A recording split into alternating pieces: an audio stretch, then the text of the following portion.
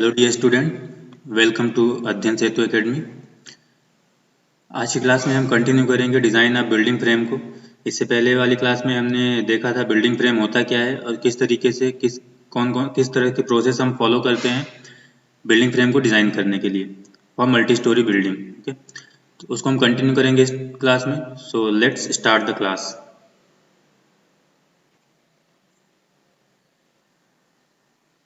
यहाँ पे हम एक एग्जांपल से समझेंगे किस तरीके से हम लोड कंसिडर करते हैं इन बिल्डिंग फ्रेम। उससे पहले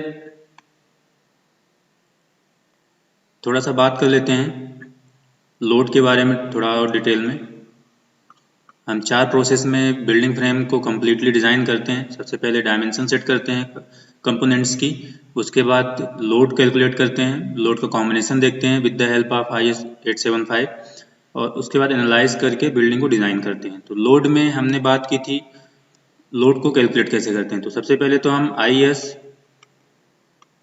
875 से पार्ट 5 से load combination, various load combination के लिए चेक करते हैं अपने बिल्डिंग फ्रेम को। तो कौन कौन से लोड कॉम्बिनेशन हम जनरली प्रीफर करते हैं। अगर हम बात करें यहाँ पे लोड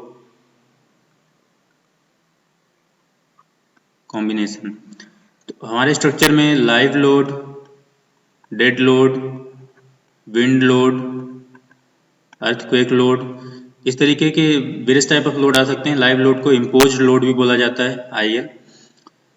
तो इंडिविजुअली तो हमें इनको देखना नहीं है, इनको हमें कंबाइन फॉर्म में देखना है कि ये एक साथ लगेंगे तो कौन सा कॉम्बिनेशन क्रिटिकल वैल्यू हमें देगा रिएक्शन पैरामीटर की।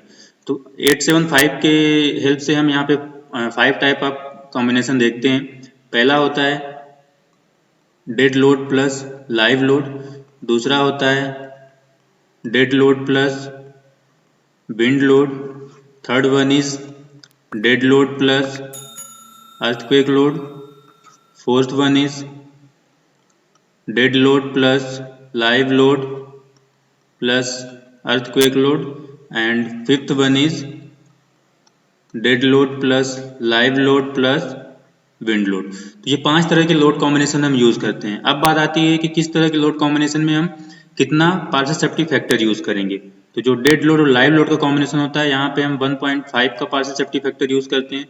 डेड लोड और विंड लोड में 1.5 का, डेड लोड और अर्थक्वेक लोड के कॉम्बिनेशन में भी 1.5 का पार्शियल सेफ्टी फैक्टर यूज करते हैं। और जो 3-3 का कॉम्बिनेशन होता है वहाँ पे हम 1.2 का पार्शियल सेफ्टी फैक्टर यूज करते हैं।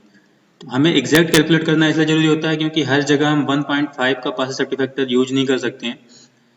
Partial safety factor directly relate करता है मटेरियल की क्वांटिटी को। ओके, हम जितना ज़्यादा पार्शियल सेफ्टी फैक्टर यूज करेंगे हम मटेरियल की उतनी ज़्यादा क्वांटिटी यूज करते हैं। तो कहीं कहीं पे रिक्वायरमेंट न होते हुए भी हम ज़्यादा मटेरियल यूज करते हैं, ओवर शेप वहाँ पे केस होता है और अपना सेक्शन जो है तो कॉस्टली होता है। तो अगर हम इकोनॉमिकल बना सकते हैं जितना ज़्यादा वो कोशिश करनी चाहिए। वो तभी हम कर पाएंगे जब हम एग्जैक्टली कोड को प्रीफर करेंगे और कहाँ पे कितना पार्शियल सेफ्टी फैक्टर यूज करना वो हम देखेंगे। तो ये 5 कॉम्बिनेशन हम देखते हैं। इन 5 कॉम्बिनेशन की हेल्प से हम रिएक्शन पैरामीटर कैलकुलेट करते हैं, bending moment, shear force, axial load, और जिस कॉम्बिनेशन के लिए मैक्सिमम वैल्यू मिलती है वही हमारी क्रिटिकल वैल्यू होती है, वही हमारी डिजाइन वैल्यू होती है। उसी के लिए हम अपने कंपोनेंट को डिजाइन करते हैं। तो हमने इससे पहले लोड का प्लेसमेंट देखा था, लोड को प्लेस कैसे करना होता है, राइट। वहां और हमने और बात की थी रिडक्शन की। लोड के टर्म में हमने एक और बात की थी रिडक्शन। थोड़ा सा और समझ लेते हैं ताकि अभी काम करने में आसानी होगी। सपोज अपने पास कोई मल्टी स्टोरी बिल्डिंग का फ्रेम है,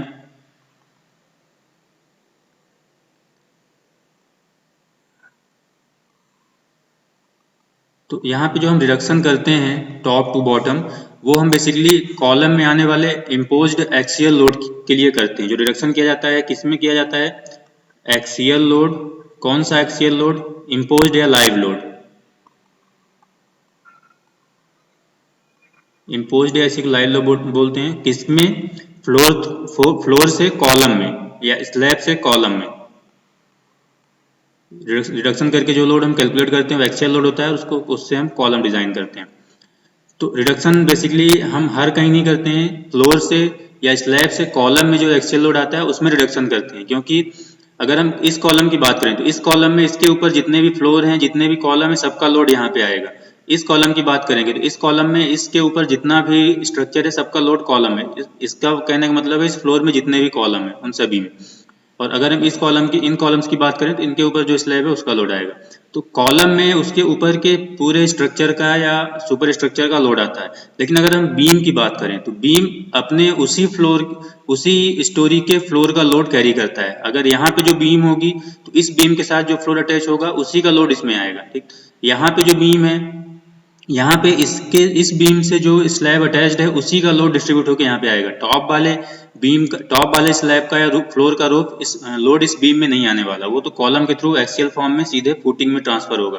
राइट, तो इसीलिए टॉप लोड्स को जो टॉप से लोड आता है उनको हम नीचे वाले बीम्स में कंसिडर नहीं करते। बीम में उसी फ्लोर में उसी स्लैब का जो लोड होगा वही डिस्ट्रीब्यूट होगा, तो उसी लोड के लिए डिजाइन करते हैं। बट कॉलम में ऐसा नहीं है। कॉलम में किसी भी कॉलम को हम देखें उसके ऊपर जितना भी स्ट्रक्चर है सभी का लोड उस कॉलम में आना ही आना है। तो इसलिए हमें ऊपर के लोड को भी कंसिडर करना होता है और उसमें हम कुछ रिडक्शन लेके चलते हैं, क्योंकि इम्पोज लोड जनरली हम जितना कंसिडर करते हैं ऑल द टाइम उतना लोड नहीं लगता आपके स्ट्रक्चर में।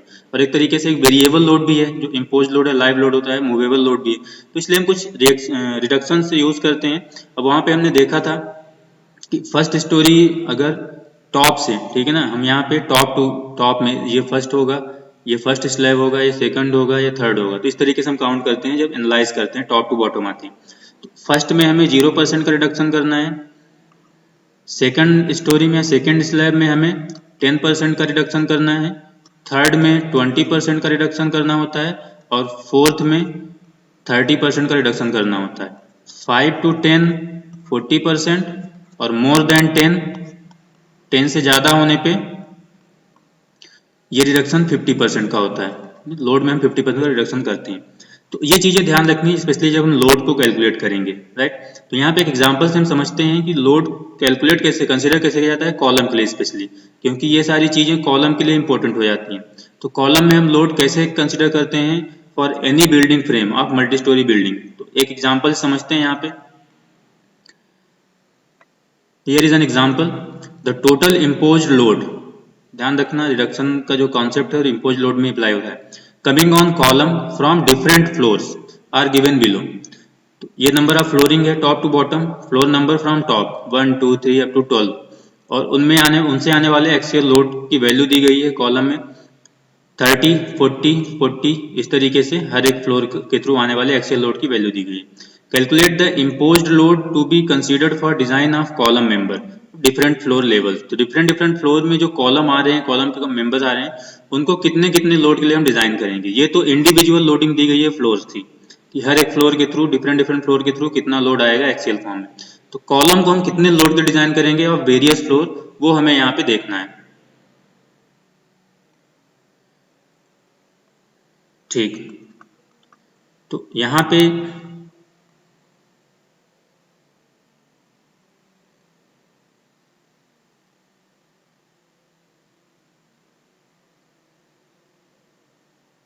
एक टेबल बना लेते हैं अपन।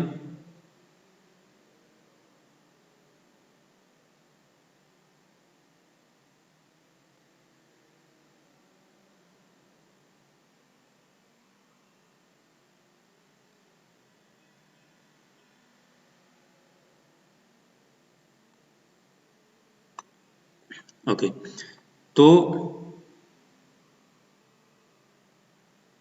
फर्स्ट में यहाँ पे फ्लोर आ जाएगा, नंबर ऑफ फ्लोर नंबरिंग हो जाएगा,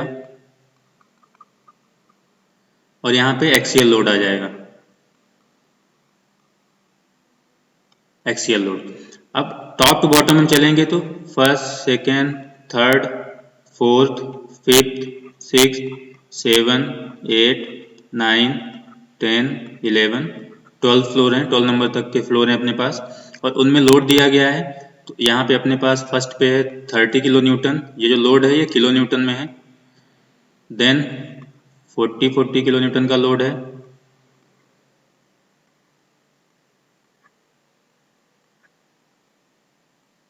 अप टू 8th फ्लोर।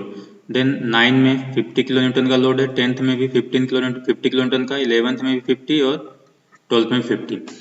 तो ये नंबर ऑफ फ्लोर है, उनके द्वारा आने वाले एक्सियल लोड की वैल्यू दी गई। अब जब हम कॉलम को डिजाइन करेंगे तो कॉलम के लिए हमें यहाँ पे ध्यान रखना है रिडक्शन कॉन्सेप्ट को कैसे ध्यान रखना है वो देखते हैं।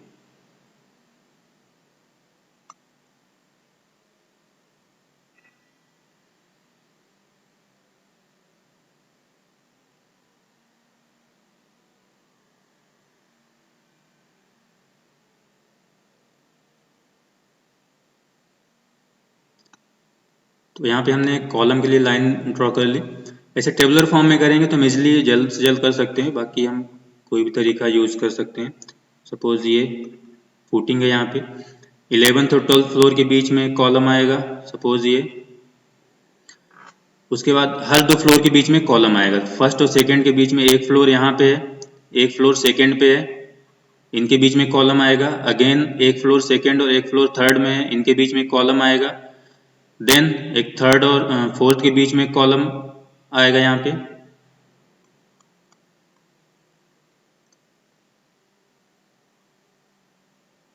फोर्थ और फिफ्थ के बीच में कॉलम आएगा, फिफ्थ सिक्स के बीच में, सिक्स सेवन के बीच में कॉलम आएगा, सेवन्थ एट के बीच में, eight nine, nine ten, ten eleven, eleven twelve.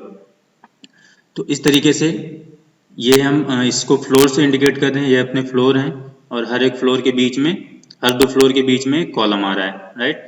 अब इन कॉलम को हम कितने लोड के लिए डिजाइन करेंगे एक्चुअल में, वो हमें यहाँ पे देखना है। तो देखिए, सपोज ये फ्लोर है, इसमें इम्पोज लोड लग रहा है, ये है 30 किलो न्यूटन का। अब ये टोटल लोड इस कॉलम में ट्रांसफर होगा, लाइक ये फर्स्ट फ्लोर है, second, third, fourth, fifth, sixth, seventh, eight, nine, 10, 11, 12, ये 12 फ्लोर है। जो फर्स्ट फ्लोर में लोड आ रहा है 30 किलो न्यूटन का, वो डायरेक्टली इसके नीचे वाले कॉलम में शिफ्ट हो जाएगा। तो अगर हम इस कॉलम के लिए लोड कैलकुलेट करेंगे तो इस कॉलम को डिजाइन करेंगे डायरेक्टली 30 किलो न्यूटन लोड के लिए।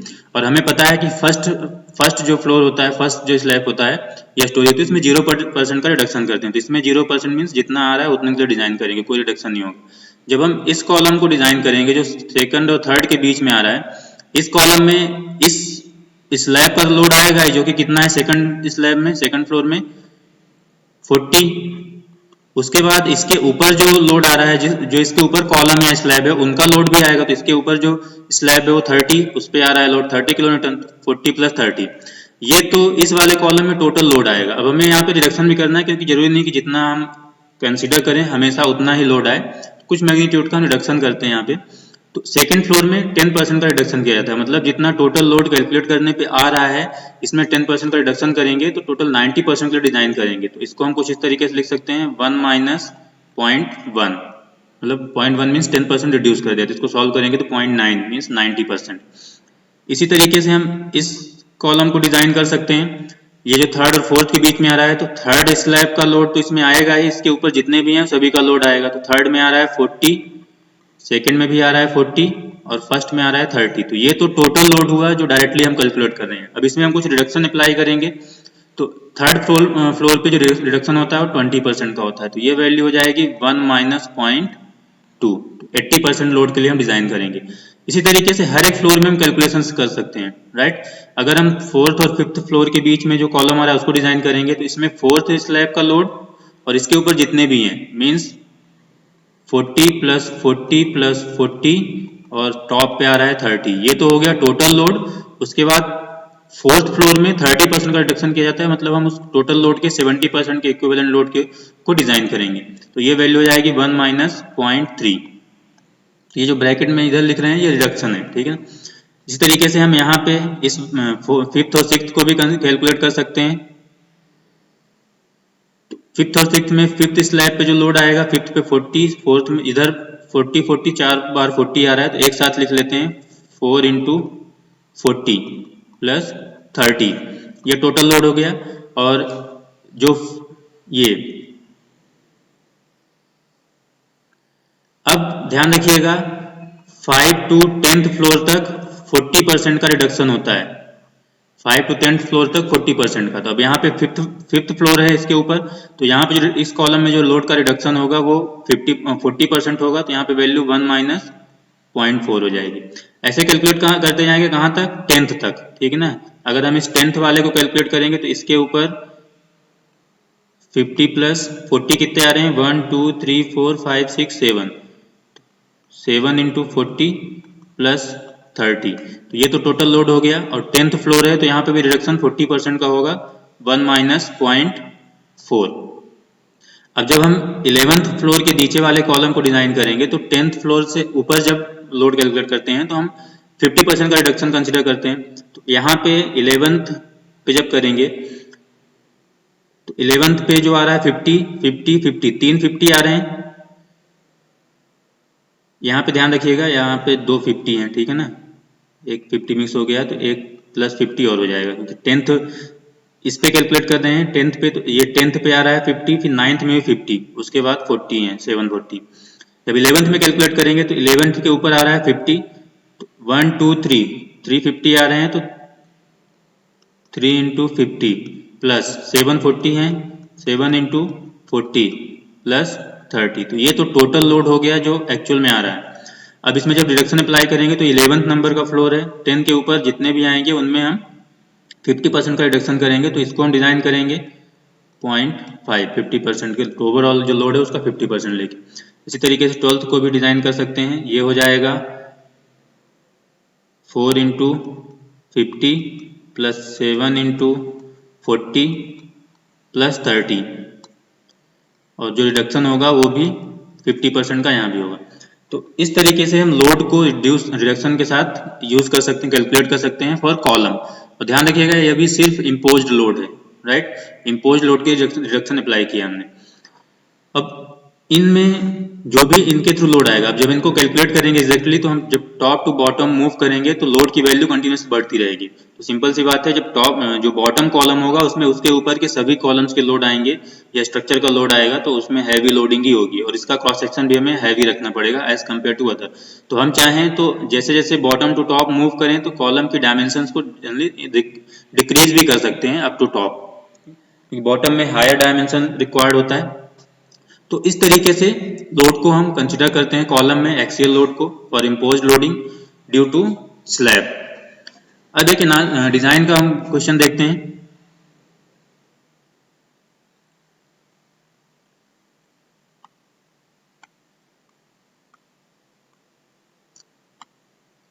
ओके, यहाँ पे एक एग्जांपल है। अब जैसा कि हम लोग यहाँ पे डिजाइन कर रहे हैं तो एनालाइज किया हुआ क्वेश्चन ही आपके पास होगा, ठीक है। एनालिसिस अपने आप में एक लेंदी प्रोसेस होती है, जो कि आप ऑलरेडी कर चुके हो स्ट्रक्चरल एनालिसिस में।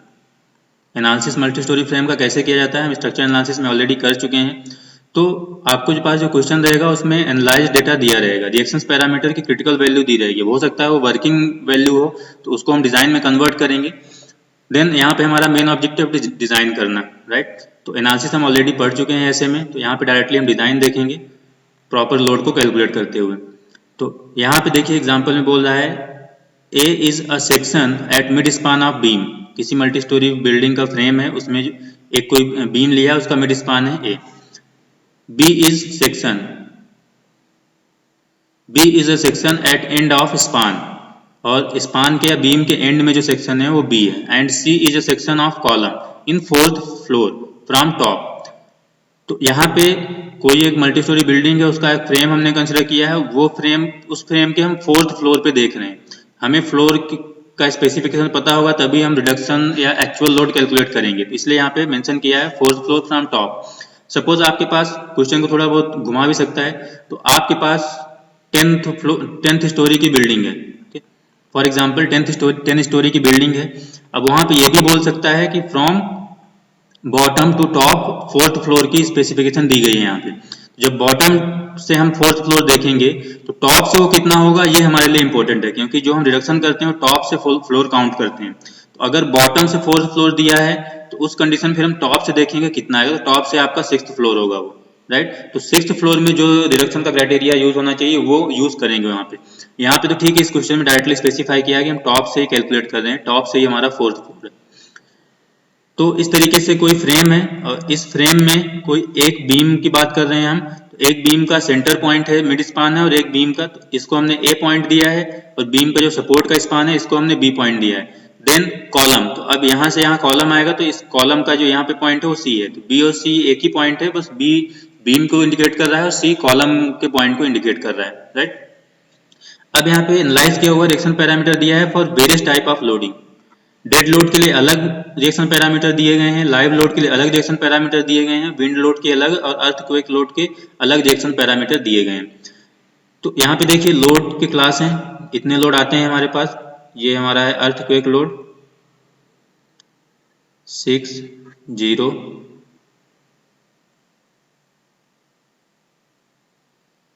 ये है -28, 12, 20 एंड 28। तो यहाँ पे ए पॉइंट बीम का मिड पॉइंट है, तो यहाँ पे मोमेंट भी आएगा, शियर फोर्स भी आएगा, तो मोमेंट की वैल्यू भी दिया हुआ है for various type of various classes of loading, और शियर फोर्स की वैल्यू भी दिया हुआ है। बी एंड पॉइंट है, यहाँ पे मोमेंट और शियर दोनों आएगा, तो लेकिन यहाँ पे हॉगिंग मोमेंट आएगा, इसलिए माइनस साइन के साथ वैल्यू दिया हुआ है। तो वेरियस क्लास ऑफ लोडिंग के लिए मोमेंट की वैल्यू बी पॉइंट पे दिया गया है और शियर फोर्स भी बी पॉइंट पे दिया गया है। सी पॉइंट कॉलम का एंड पॉइंट है, कॉलम के में एक्सियल लोड और मोमेंट आएंगे, तो यहाँ पे मोमेंट दिया गया है कॉलम के लिए और यहाँ पे एक्सियल लोडिंग दी गई है कॉलम के लिए उस पर्टिकुलर पॉइंट पे, जो भी पॉइंट होगा, राइट। तो यहाँ पे हमें एक छोटा सा पार्ट दिया गया है बिल्डिंग फ्रेम का, एक कंप्लीट फ्रेम अपने पास नहीं है, उसी बिल्डिंग फ्रेम के एक पार्ट को हमें एनालाइज करना है और वैल्यू कैलकुलेट करनी है, ठीक है। तो अभी यहाँ पे इंडिविजुअल क्लास ऑफ लोडिंग के लिए रिएक्शन पैरामीटर दिए गए हैं, लेकिन जब हम एग्जैक्ट डिजाइन करेंगे तो वहां पे हमें मैक्सिमम से मैक्सिमम, क्रिटिकल से क्रिटिकल कौन सी वैल्यू आ सकती है उसके लिए डिजाइन करना होता है। तो इसीलिए हम लोड के वेरियस कॉम्बिनेशंस को डील करते हैं। तो हम लोड के वेरियस नंबर ऑफ कॉम्बिनेशंस के साथ ये वैल्यू या रिएक्शन पैरामीटर कैलकुलेट करेंगे, और जिस कॉम्बिनेशन में हमें मैक्सिमम वैल्यू मिलेगी, क्रिटिकल वैल्यू मिलेगी, वही हमारी डिजाइन वैल्यू होगी, उसी के लिए एग्जैक्टली हम अपने स्ट्रक्चर को डिजाइन करेंगे। तो यहाँ पे जब हम इसको सॉल्व करेंगे, सबसे पहले हम लोड कॉम्बिनेशन की बात करेंगे। यहाँ पे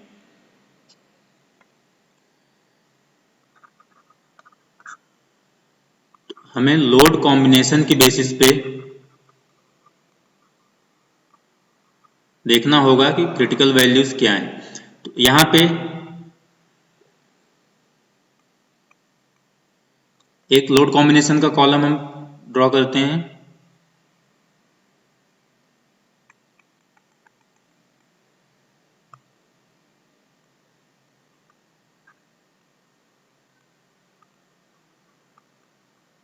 लोड कॉम्बिनेशन एक अपने पास ए पॉइंट है, बी पॉइंट और सी पॉइंट, 3 पॉइंट है।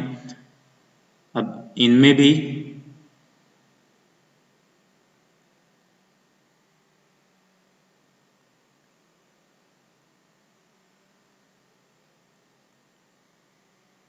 टेबुलर फॉर्म में करेंगे तो इजी होगा हमारे लिए चीज़ों को मैनेज करना, ठीक। अब यहाँ पे ए में 2 वैल्यू में कैलकुलेट करनी है, बी में भी 2 वैल्यूज कैलकुलेट करनी है, सी में भी 2 वैल्यूज कैलकुलेट करनी है। ए में है एक तो मूवमेंट और एक शियर, बी में भी 2 वैल्यू कैलकुलेट करनी है बी पॉइंट पे, पहला है मूवमेंट और दूसरा है शियर। सी पॉइंट पे भी 2 वैल्यू चाहिए, मूवमेंट एंड ये कॉलम है तो इसमें एक्सियल लोड आएगा। अब यहाँ पे 5 कॉम्बिनेशन के लिए हमें तीनों पॉइंट्स के लिए वैल्यू कैलकुलेट करेंगे। पहला होगा dead load plus live load, यहाँ के लिए पार्शियल सेफ्टी फैक्टर यूज करते हैं 1.5। दूसरा कॉम्बिनेशन होगा dead load plus wind load, यहाँ के लिए भी पार्शियल सेफ्टी फैक्टर 1.5। तीसरा होगा dead load plus earthquake load, इसके लिए भी 1.5। फोर्थ होगा dead load plus live load plus wind load, इसके लिए भी 1.2। अब यहाँ पे हम जब 3 का कॉम्बिनेशन बनाते हैं तो पार्शियल सेफ्टी फैक्टर 1.2 लेके चलते हैं, ये कोड ने प्रेफर किया है, ठीक है ना, हम अपने मन से लेके नहीं चल रहे हैं। IS 875 में जो लोड के कॉम्बिनेशन की इन्फॉर्मेशन दी गई, वहां से हमें सजेस्ट किया गया है इस कॉम्बिनेशन के लिए 1.2 का पार्शियल सेफ्टी फैक्टर हमें यूज करना है। और जो 5th कॉम्बिनेशन है dead load plus live load plus earthquake load, इसके लिए भी हमें 1.2 का ही कॉम्बिनेशन यूज करना है, ठीक है।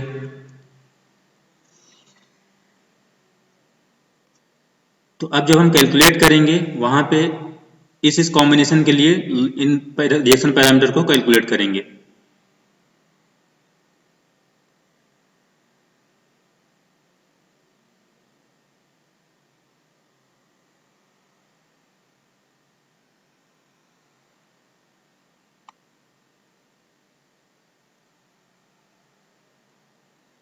ओके, अब देखिए यहाँ पे अगर हम क्वेश्चन पे चलते हैं,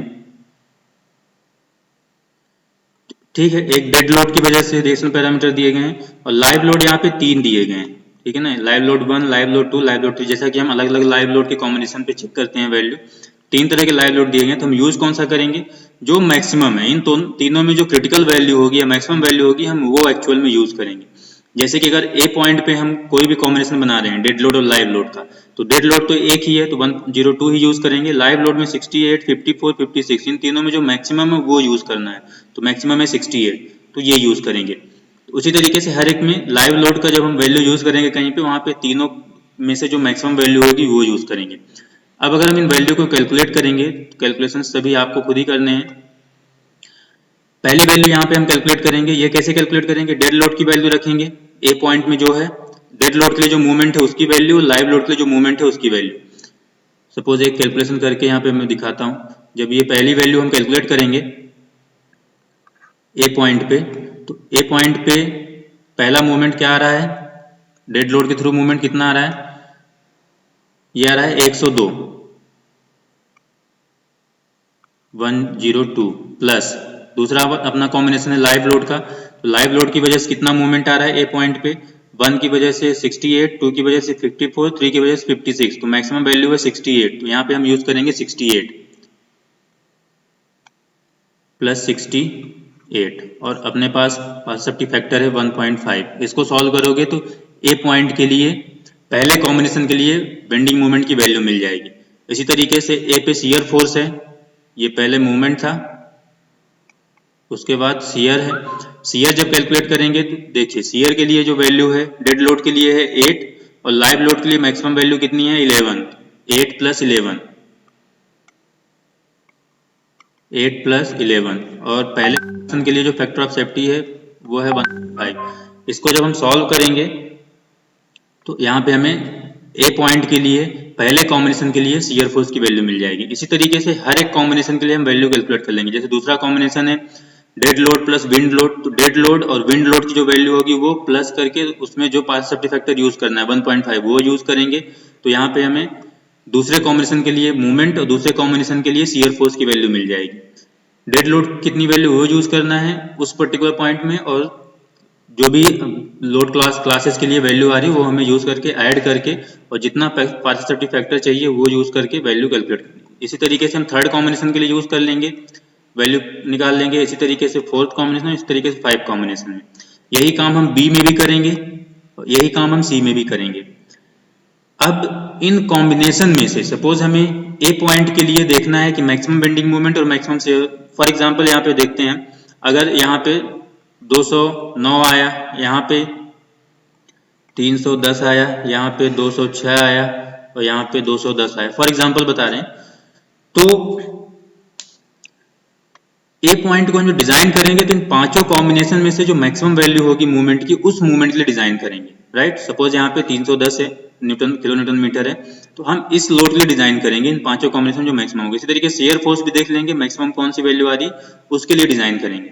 अगर हमने मैक्सिमम के लिए मैक्सिमम रिएक्शन पैरामीटर के अपने स्ट्रक्चर को डिजाइन कर लिया तो बाकी सभी वैल्यूज पे हमारा स्ट्रक्चर सेफ रहेगा, राइट। इसी तरीके से बी पॉइंट पे भी हम चूज कर लेंगे कि बी पॉइंट में किस कॉम्बिनेशन के लिए रिएक्शन पैरामीटर बेंडिंग मोमेंट या शियर फोर्स मैक्सिमम आ रहा है। इसी तरीके से हम सी पॉइंट पे भी चेक कर लेंगे कि सी पॉइंट पे कौन सी वैल्यू मैक्सिमम या मैक्सिमम आ रही है, राइट।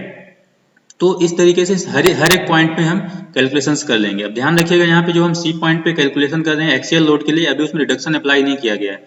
जब हम टोटल कैलकुलेट कर लेंगे हमें पता चल जाएगा कि मैक्सिमम वैल्यू कौन सी आ रही है, फिर उस वैल्यू में हम जाके आगे चल के रिडक्शन अप्लाई करेंगे फोर्थ फ्लोर के लिए जो भी रिडक्शन होता है। सपोज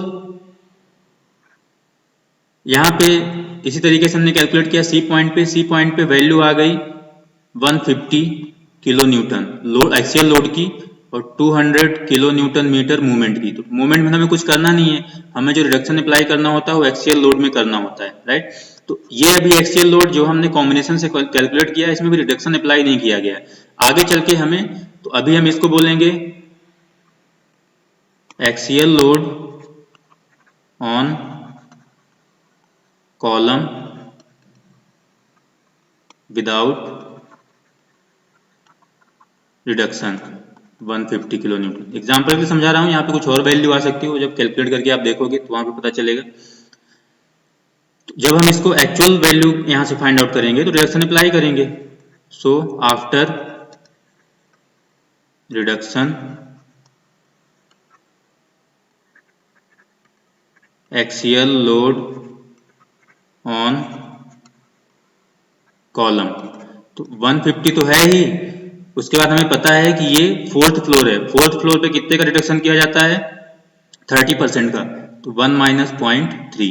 अब ये यहाँ से जो वैल्यू मिलेगी वो एग्जैक्ट वैल्यू होगी एक्सियल लोड की कॉलम के लिए, और इसी के लिए हम कॉलम को आगे चल के डिजाइन करेंगे। तो इस तरीके से हर एक वैल्यू हमें कैलकुलेट करनी है फॉर वेरियस पॉइंट, और यहाँ पे आप उन वैल्यूज को पुट करते जाओ, ठीक है ना। ए पॉइंट के लिए इस कॉम्बिनेशन में, जो ए पॉइंट इस कॉम्बिनेशन में करेंगे तो ए पॉइंट में जो डेड लोड, जो लाइव लोड है, मैक्सिमम वैल्यू वो यूज करेंगे, सॉल्व करके यहाँ पे पुट करते जाएंगे। इस तरीके से हमें हर एक वैल्यू, हर एक पॉइंट पे 5-5 वैल्यू मिलेगी हर एक रिएक्शन पैरामीटर की।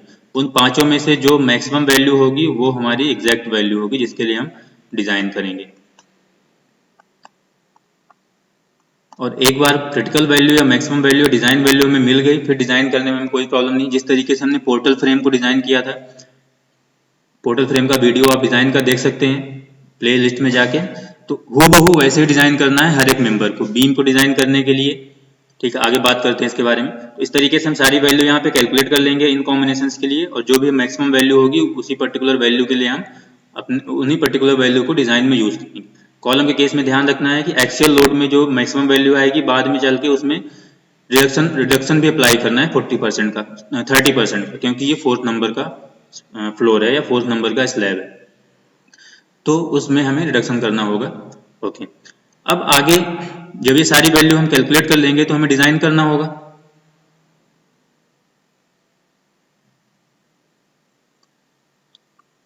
तो जब हम डिजाइन करेंगे तो डिजाइन में हम step by component by component design करेंगे। वेरियस कंपोनेंट को जहां जहां पे क्रिटिकल वैल्यूज आ रही हैं फॉर वेरियस लोड कॉम्बिनेशन, उन सभी के लिए हम यहाँ पे उनको डिजाइन करेंगे। सपोज सबसे पहले हम अगर बीम की बात करें, इस क्वेश्चन में तो केवल हमें क्रिटिकल वैल्यूज निकालनी थी और कुछ नहीं करना था, ठीक है। तो टेबल के बाद क्वेश्चन को जब आप कंप्लीट करोगे तो वहां पे आपको उसके बाद कुछ और लिखना होगा, जैसे कि मैक्सिमम मूवमेंट एट ए। उस कॉलम में ए पॉइंट के लिए जो मैक्सिमम मूवमेंट आएगा वो यहाँ पे आ जाएगा। उसके बाद मैक्सिमम शियर फोर्स एट ए, उस कॉलम में जो भी मैक्सिमम वैल्यू होगी आपकी आ जाएगी यहाँ पे। इस तरीके से maximum movement at B, B वाले कॉलम में जो भी वैल्यू है वो आ जाएगी, और maximum shear force at B, यहाँ पे वो वैल्यू पुट कर देंगे। Then moment at column end, column के एंड पे जो मैक्सिमम वैल्यू आ रही है वो यहाँ पे आ जाएगी। मोमेंट का होता है kilo newton metre, kilo newton metre, and maximum axial force on column without reduction, यहाँ पे कुछ वैल्यू आएगी जो टेबल में हमें मिलेगी। उसके बाद आफ्टर रिडक्शन हम देखेंगे, आफ्टर रिडक्शन जितनी वैल्यू आएगी वो वैल्यू यहाँ पे पुट करेंगे। सपोज यहाँ पे यहाँ से जो भी वैल्यू मिलेगी उसमें हम 30% का रिडक्शन अप्लाई करेंगे, तो 1 माइनस 0.3 फॉर 4th फ्लोर। तो यहाँ से हमें एग्जैक्ट वैल्यू मिल जाएगी जिसके लिए हम डिजाइन करेंगे कॉलम को। तो ये कंप्लीट टेबल, ये अपना क्वेश्चन यहाँ पे खत्म होता है जो हम क्वेश्चन सॉल्व कर रहे थे। अब इसके आगे अगर हम डिजाइन कंटिन्यू करते हैं इसी क्वेश्चन में, तो जो भी मैक्सिमम वैल्यू है इन्हीं के लिए डिजाइन करना है। कैसे डिजाइन करेंगे देखिए,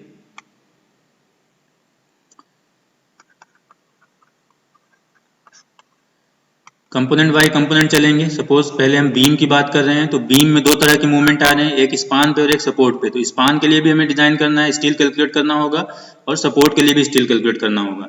तो यहाँ पे सबसे पहले हम फॉर स्पान। MU ऑलरेडी है, उसमें हमने फैक्टर ऑफ सेफ्टी इंक्लूड किया हुआ है, तो MU यहाँ से मिल जाएगा। MU लिमिट देख लेंगे, जिस भी ग्रेड की अपने पास स्टील होगी उसके हिसाब से दोनों को कंपेयर कर लेंगे और चेक कर लेंगे कि सेक्शन अंडर एनफोर्स है कि नहीं है। अगर अपना सेक्शन अंडर एनफोर्स है, अगर MU लेस देन है MU लिमिट से, that means section under enforce है, तो एक इंश्योर हो जाने के बाद कि सेक्शन कैसा है, एरिया ऑफ स्टील कैलकुलेट करना होता है।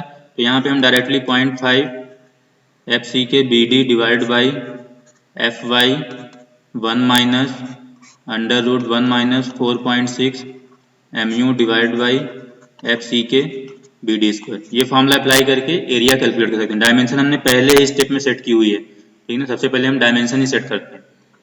तो इन डायमेंशंस की हेल्प से हम यहाँ से एरिया कैलकुलेट कर लेंगे, फिर एक सुटेबल डायमीटर एज्यूम करके नंबर ऑफ बार कन्वर्ट कर लेंगे। फॉर एग्जांपल हमने एक डायमीटर एज्यूम कर लिया 10 mm, 20, 12 mm, 16 mm, जो भी सुटेबल डायमीटर होगा। तो जब हम नंबर ऑफ बार कैलकुलेट करेंगे तो number of bar equal to होता है total area of steel divide by area of 1 bar, उस एक बार का एरिया। पोर्टल फ्रेम का वीडियो आप देख लीजिएगा, बिल्कुल क्लियर हो जाएगा कि हमें बाकी काम आगे कैसे करना है, राइट। तो इस तरीके से हम स्पान भी कैलकुलेट कर लेंगे। इसी तरीके से फिर उसके बाद यहाँ पे शियर स्ट्रेप बार भी कैलकुलेट करेंगे, टाई अप बार या स्ट्रेप बार कैलकुलेट करेंगे for shear force, shear design. सारी स्टेप आपको वहाँ पे मिल जाएगी पोर्टल फ्रेम डिजाइन में, ठीक। और इसी तरीके से हम सपोर्ट पे भी डिजाइन कर लेंगे। सपोर्ट पे भी मूवमेंट है आपके पास, शियर फोर्स है आपके पास, तो उसी मूवमेंट उसी शियर फोर्स के लिए पहले AST कैलकुलेट करेंगे, उसके बाद स्ट्रेप बार कैलकुलेट करेंगे शियर डिजाइन के लिए। और उसके बाद कॉलम पे आएंगे।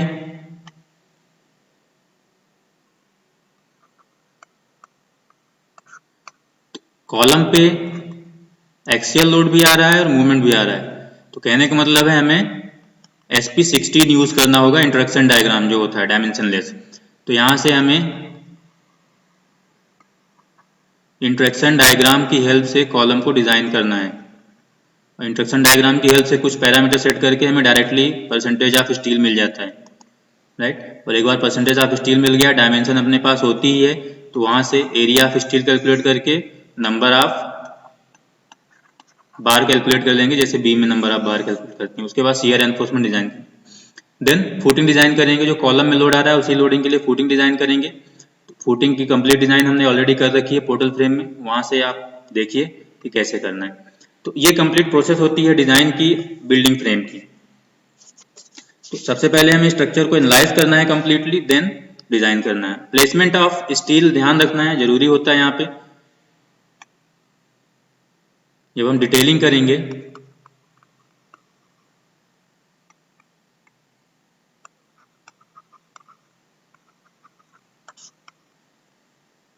डिटेलिंग में सपोज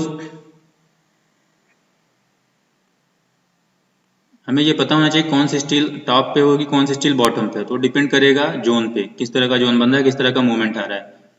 सपोज इस तरह कोई जंक्शन है, ये बीम का मिड पोर्शन है, तो मिड में तो जो मेन स्टील होती है वो हम टेंसाइल जोन में प्रोवाइड करेंगे,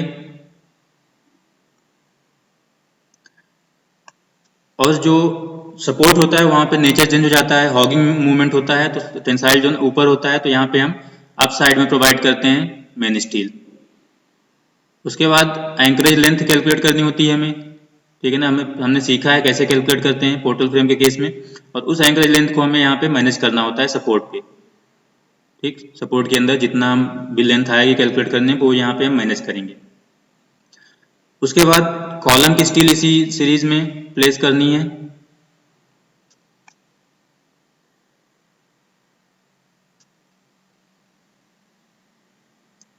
और इनको स्ट्रेप बार से टाई अप करना है।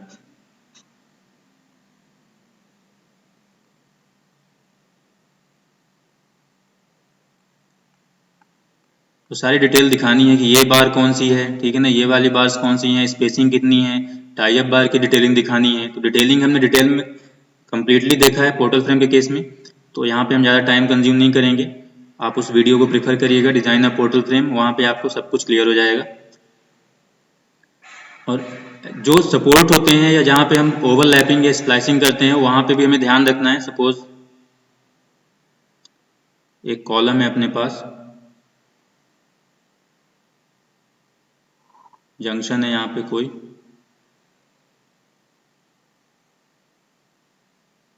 ये स्लैब हो सकता है, बीम हो सकती है,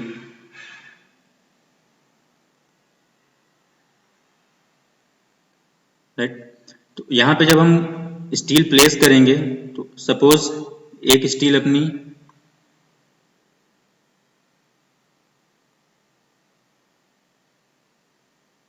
ये आ गई, दूसरी स्टील जो यहाँ से आ रही है टॉप साइड से, यहाँ पे अगर स्टील हम ज्वाइंट कर रहे हैं तो ज्वाइंट करके एक स्टील को हम ऐसे इनसाइड प्लेस करते हैं टर्न करके, राइट। उसी तरीके से यहाँ पे भी,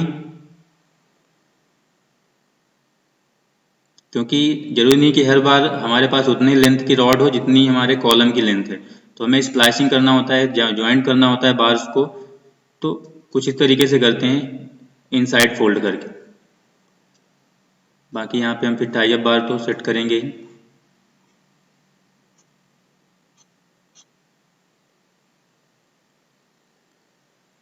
तो अरेंजमेंट दिखाना जरूरी होता है, डिज़ाइन करने के बाद ड्राइंग में डिटेल प्लेसमेंट दिखाना होता है, जो कि हम कुछ इस तरीके से दिखाएंगे।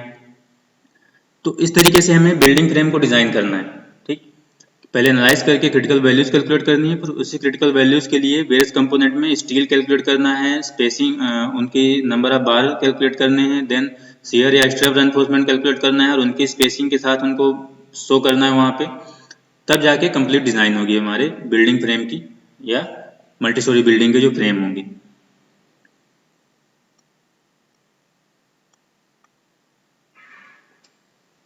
आज के लिए इतना ही, नेक्स्ट क्लास में मिलते हैं। Thank you.